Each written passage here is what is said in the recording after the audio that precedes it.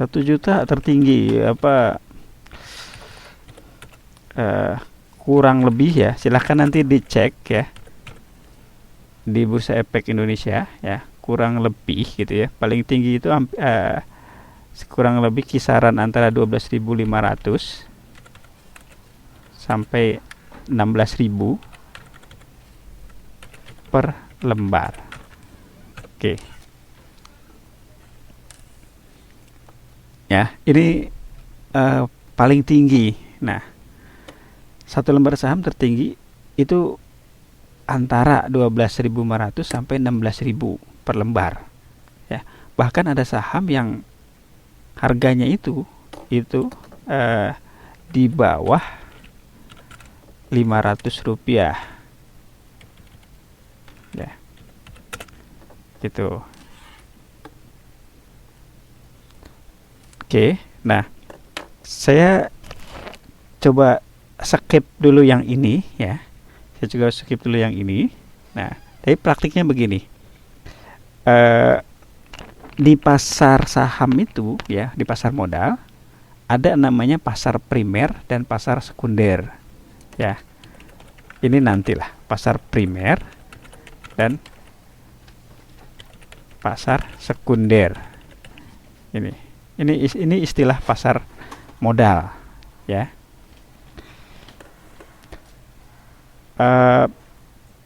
Nah, fluktuasi masing-masing saham itu berbeda satu sama lain tergantung ya banyak faktor. Oke, malam ini kita tidak terlalu jauh membahas saham ya, nanti ada sesi khusus ya.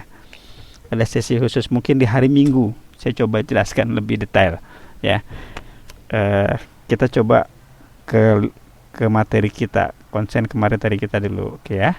Nah, saya coba kembali lagi sedikit. Nah, ada pasar primer, ada pasar sekunder. Nah, kenapa saham bisa dijualkan dan di mana menjualkannya? Dijualnya adalah di pasar sekunder. Apakah kita bisa langsung membeli saham tanpa ke pasar modal? Tidak bisa. Kenapa? Karena ada namanya mekanisme agen, mekanisme dealer, mekanisme broker yang memfasilitasi. Jadi walaupun kita punya uang ratusan juta, kita tidak bisa langsung datang ke pasar modal, ke Bursa Efek Indonesia misalkan, membeli saham di situ, tidak bisa. Tapi kita datangnya ke dealer, ke broker, ke agen, ke sekuritas, perusahaan-perusahaan sekuritas yang menjual. Nanti dari situ baru pembelian kita diteruskan kepada perusahaan yang sahamnya terdaftar di Bursa Efek. Oke, saya cukupkan sampai sini dulu ya materi yang ini. Kita kembali lagi ke kemari. Oke, ini sudah ada beberapa yang saya kasih poin cukup banyak ya. Yang lainnya nggak usah takut salah. Silahkan menulis saja gitu ya pendapatnya. Oke. Nah, kembali lagi. Jadi ada perusahaan tertutup, ada perusahaan terbuka. Nah, yang tertutup itu saham-sahamnya dijual secara pribadi, tidak di pasar modal ya. Kalau yang terbuka, sahamnya dilakukan melalui perantara di pasar modal. Nah, yang terbuka inilah yang tadi harganya ada yang paling rendah, ada yang paling tinggi. Gitu, yang terbuka, dan bisa dengan mudah seseorang membeli saham ya, karena maksimum pembeliannya sekarang kuotanya sudah diturunkan dari 500 menjadi 100 per lot. Oke.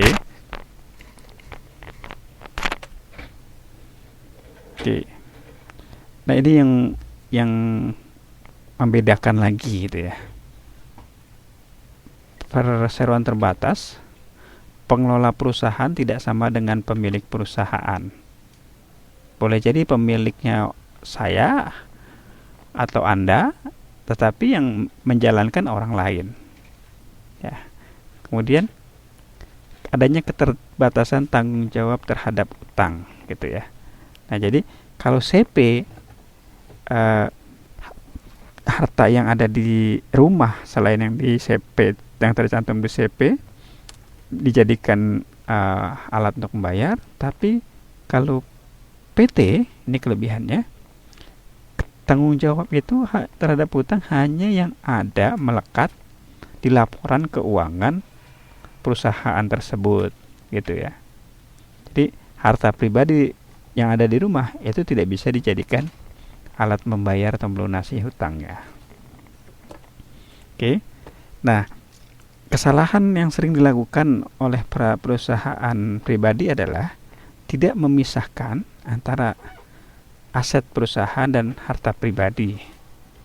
Oke, di tugas yang kemarin Anda sampaikan ke saya itu belum terjadi, belum terlihat berapa yang sebagai aset pribadi, berapa yang sebagai aset perusahaan, belum sama sekali. Nah,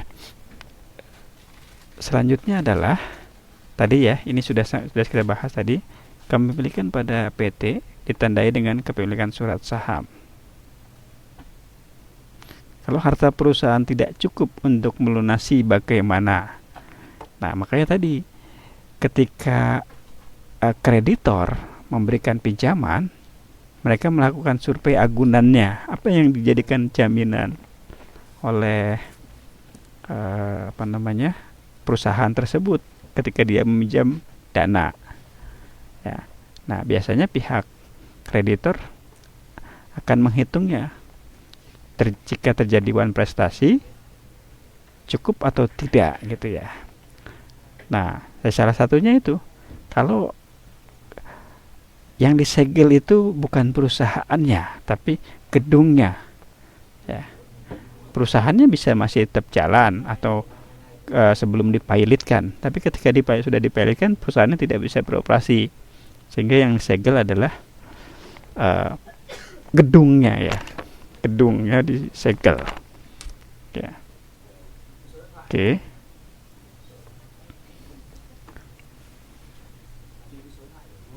Kreditor tidak memberi pinjaman melebihi aset yang perusahaan miliki. Betul.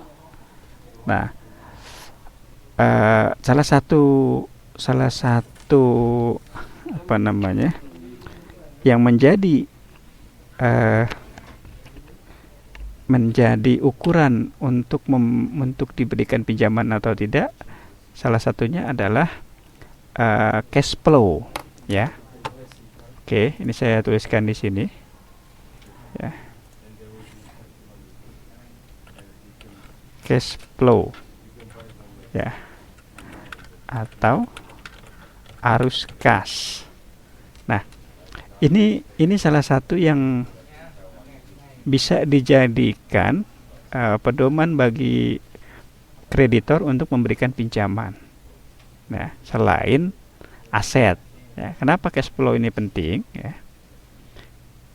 Cash flow itu adalah arus kas atau penerimaan dan pengeluaran perusahaan tersebut ke depan ya.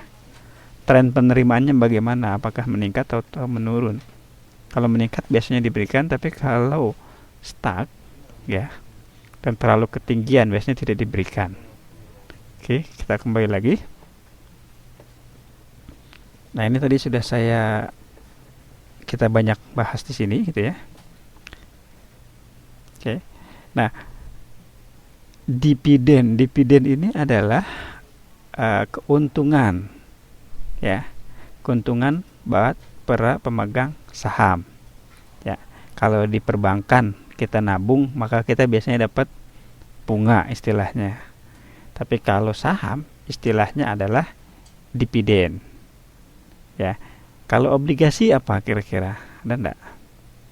Ada yang tahu enggak? Oke, ini saya tabungan sama dengan bunga. Ya, ini dapatnya ya. Oke, tabungan menghasilkan bunga. Saham menghasilkan dividen, obligasi menghasilkan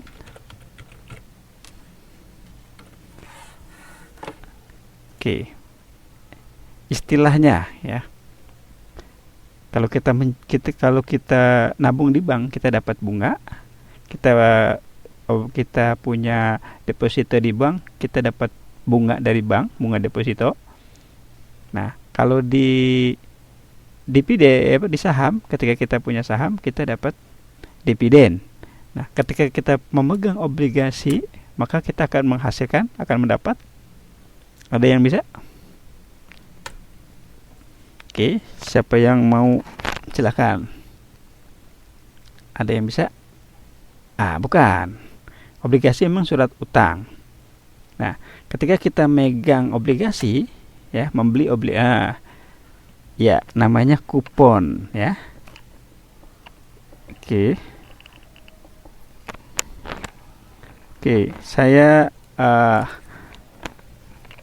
Saya tuliskan di sini ya. Oke. Nah, ini istilahnya. Oke. Anda boleh searching ke manapun ya, silahkan ya, mau ke Google, ke Yahoo gitu ya. Karena bahan pembelajaran saat ini banyak gitu ya, sangat banyak. Sehingga keaktifan kita sebagai siswa yang terbiasa dengan online, keuntungannya adalah kita dapat lebih mandiri, dapat lebih siap mencari informasi gitu ya. Oke. Jadi kalau di obligasi, maka ketika megang obligasi namanya kupon. Oke. Ya. Kita lanjutkan ya.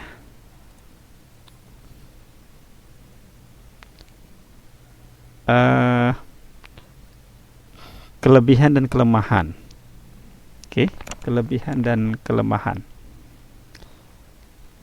Kelebihan PT, tanggung jawab terbatas, saham perusahaan mudah ditunaikan.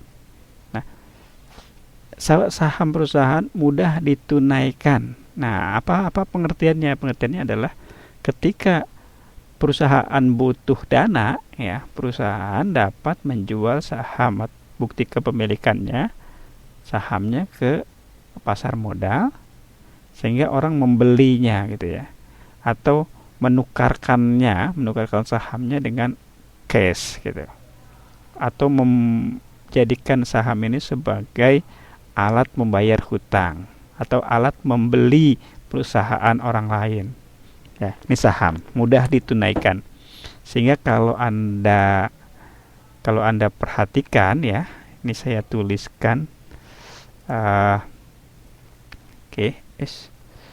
Kalau anda lihat di sini ya, ini saya coba tulis di sini ya. Ini adalah gambar neraca ya. Oke, saya tuliskan. Ini neraca ya, atau laporan keuangan ya. Nah, di sini, di posisi sini gitu ya, di posisi ini ada namanya kas dan surat berharga. Wah, terlalu jauh nih. Oke, kas dan surat berharga itu saya mundurkan.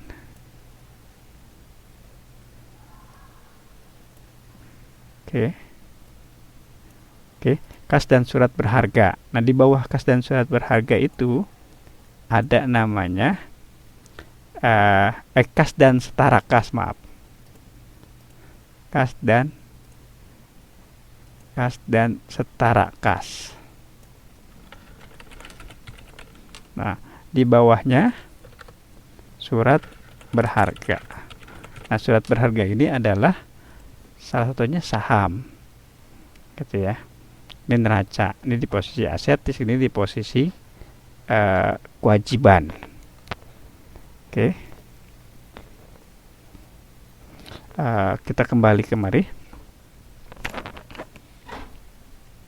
Nah, kemudian lebih mudah memperoleh modal. Kenapa lebih mudah memperoleh modal? Karena secara hukum, secara aset ya, secara jaminan lebih besar dari perusahaan pribadi, perusahaan perkongsian. Nah, kemudian pengelolaan yang lebih profesional. Profesional artinya